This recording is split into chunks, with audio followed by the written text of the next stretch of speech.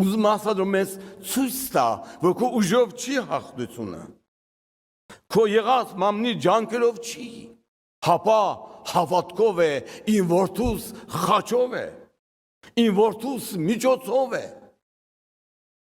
իմ որդուս հայտնությունով է քո կյանքի մեջ, Սուրբ Հոգու զորությունով է, ուդիկա հոգուտ մեջ, որ կանաս հաղթես,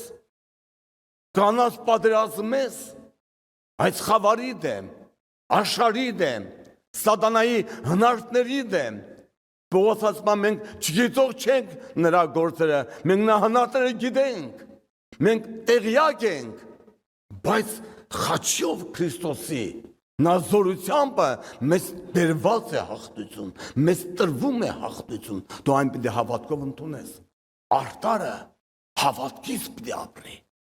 Քրիստոսի վրա ունեցած հավատքից պիտի ապրի,